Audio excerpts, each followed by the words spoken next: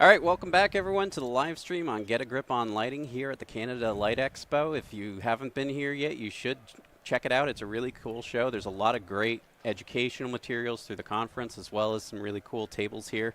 It's going to be running through the end of tomorrow, so please check it out if you haven't already. But otherwise, we're here chatting with Abiran and Chris. Gentlemen, do you mind just giving us a quick breakdown on who you are and what you do? Go first. Okay, sure. So I'm Chris Wolgamott. I work with a company called NEA, Northwest Energy Efficiency Alliance, and we do a lot of work on market transformation for the utilities in the Northwest.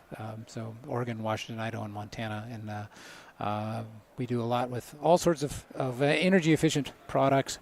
My focus for this obviously is lighting, which is lighting controls, specifically luminaire level lighting controls. My name is Abiran, and I'm the co-founder of VXV Solutions, where we implement lighting controls within Ontario, sales agency, integrator, kind of all-in-one, one-stop shop for lighting controls. Awesome. Well, thank you for joining me. And I just pulled you off of a speak you just did for the conference, specifically on lighting controls. Do you mind just giving us a quick summary of what that was that you just talked about? Yeah, sure. So I think for me, the conversation was about where lighting controls are going, where they're at, where they're going in the future. So it's interesting. We've got a lot of different rumors and myths about controls out there that have been around for a long, long time, and how inefficient and they don't work and all this other stuff. And the newer products that are out there, and specifically network lighting controls and luminaire level lighting controls, really they shatter a lot of those myths that are out there, and really make it so that you can have such a great controlled system in your space, but not just for lighting, for all parts of it. And so that was kind of my talk, is just talking about where lighting controls are, where we need them to be, and how they sort of fit into the picture of buildings as we move forward in the world. Sure. Awesome. And then I actually focused a little bit more about what we're seeing in Ontario, and I think I actually focused a little bit more on the questions to ask, what you should look in when you're deciding a lighting control system. Sure. Because I feel like that's always one of those things where it's originally, we don't need lighting controls, and then you discover you need it. Right. You've purchased this great piece of lighting, but have no way to control it. Is the next one. Absolutely. Well, and so I'm just curious, what are some of the misconceptions that, what's a common misconception about lighting controls that you deal with? Well, I think one of the big ones is that they don't work. Right? Yeah. I mean, just flat out, that's one of the things that a lot of people do. The lighting controls don't work, right? They don't do it.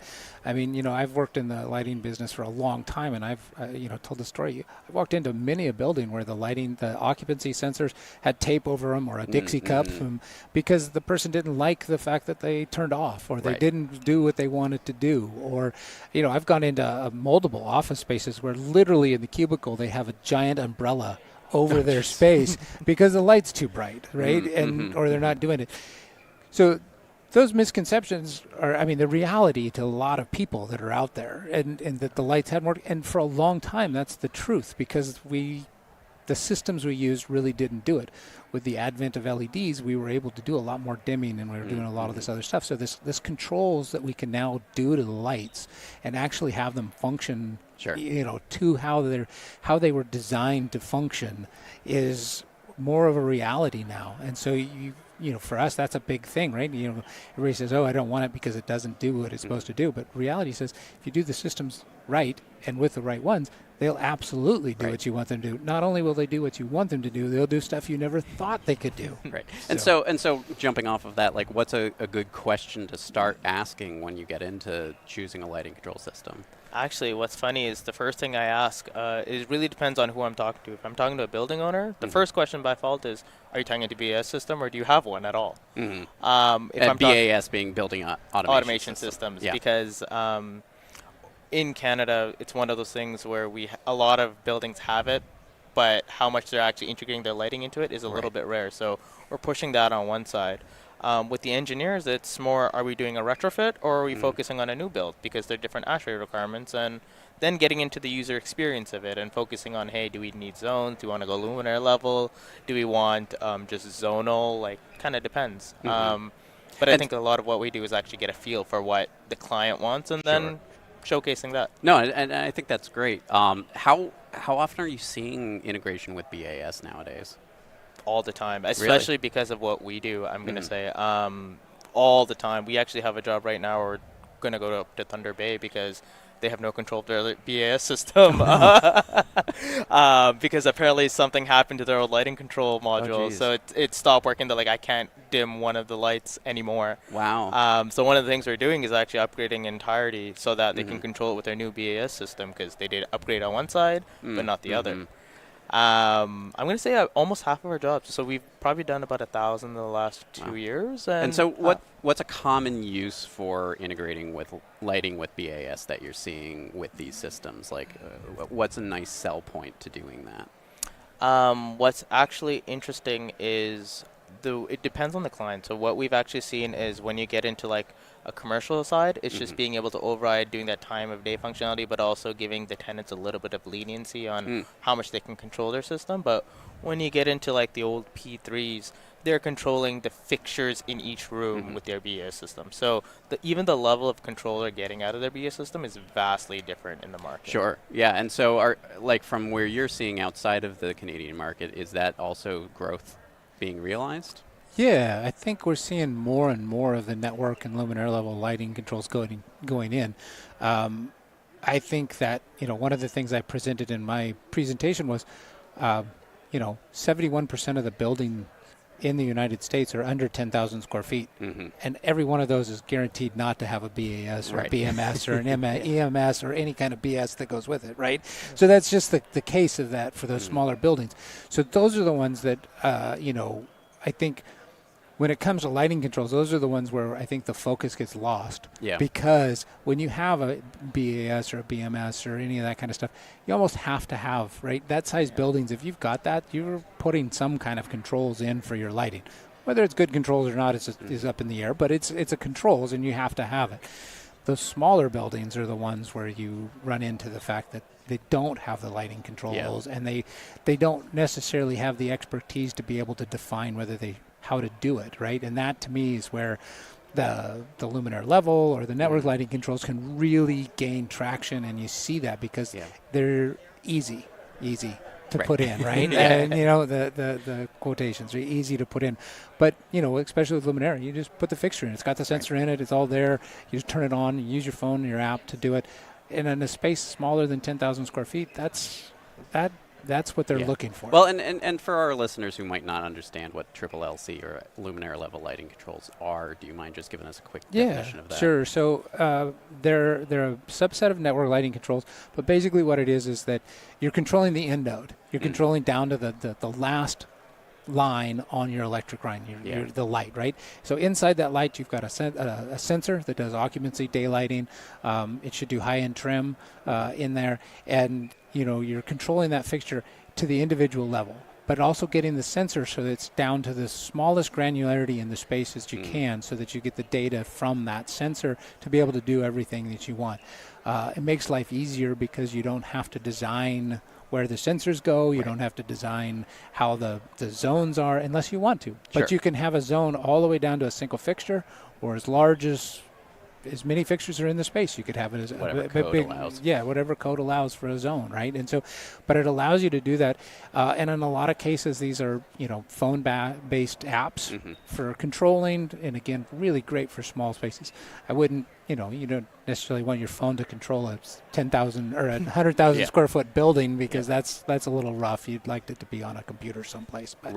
But for a 5,000 square foot, lawyer's office, they don't want to have to figure all that out, and this is just really a nice, easy way to do it. Totally. And that's kind of where luminaire level is, right? So it gives you all the networking capabilities, but it gives you down to the end node type of thing. Well, I think that's kind of one of the pushbacks of lighting controls, is that it's complicated, it's difficult, and all of that. Yeah. And so, what do you see when it comes to this sort of, when you're trying to get product onto a project, you're trying to say, hey, this is actually the better choice here. What's the typical pushback that you see from customers when it comes to lighting controls?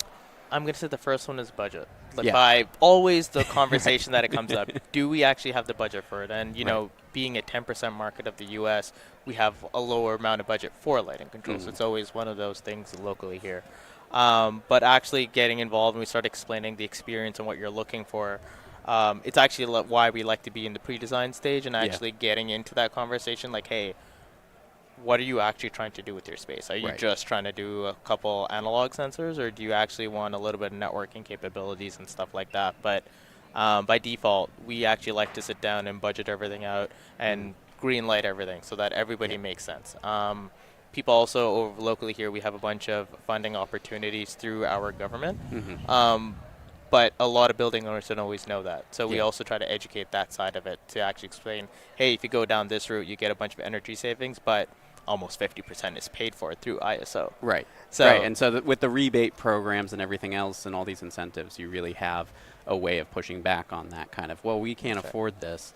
But additionally, it's sort of like, it feels like you can't not afford it at this point, because not only are you required to do something, but you're also, if you just do the bare minimum, sometimes you're actually shooting yourself in the foot. Well, 100%. A lot of buildings, we could see who did the bare minimum when COVID happened, where a bunch of lights in Toronto just could not turn off. So we saw which ones did the bare minimum. What happened? Like, what do you mean lights didn't turn off? Like, was it just time clock or something? It was not even a time clock at times. So there was no way for them to actually manually override it. It was just on during the day, and nobody could actually modify it. So there were certain moments where sometimes it was manual switch or something like that. Sometimes they couldn't even find where the manual switch was because it was just a time clock of some kind and nobody knew. So I think that actually spawned a little bit of a wave of a push. So nowadays we're actually seeing lighting controls infrastructure being updated without even touching the lighting. That's the newer one that's been happening, and that one shocks me because it's never been like that in my 7 to 10 years of career. But now we're seeing that, and it's crazy to see. Absolutely. No. Well, gentlemen, I really appreciate you coming on and talking about this. Is there anything, I like to ask this question. If there's one thing you could change about our industry to make it better, what would you do? I'll start with you, and then we'll go to Chris. I'm going to say not having the fear to implement technology. Sometimes there's a lot of interesting things and data we can pull out of lighting controls that people don't realize we can do to better our lives. But I'm going to say the hesitation to implement technology. If we can get rid of that, by far, we would be at a much better standpoint than where we are today. Europe's a great example for that. Yeah, totally. Chris? I think of it in a very similar line, but mine is not to get caught under the wave of change, right? I think that when we look at where lighting is today, we've gone a digital. We're digital with lighting, right? It's a digital component for lighting, but we want to continue to have an analog version of the controls to control a digital product. I think the change that we see coming scares everybody, right? And change is one of those things. What do they say? The death, taxes, and change are the only things you can count on in life, right? So, but if you're afraid of the change and you don't accept the change, then you get run over by the change, right? And so I think in our industry, we kind of get caught up in not wanting to do the change. And so to me, it's like embrace it. Yeah. Run for it. Yeah, totally. Take it and run with these new types of lighting controls and get them in and get people excited about it. Don't be afraid to learn something new. And I think that's the big thing, is to learn something new. No, I agree. And so awesome. Well, thank you, gentlemen. And thank you for joining us here at the Canada Light Expo. If you haven't been here, please swing by. It's a great show. Got some great education from these two. I'm the co-host of the Lighting Controls podcast. Check that out as well. But thank you for joining us on the live stream on Get a Grip on Lighting. Thanks for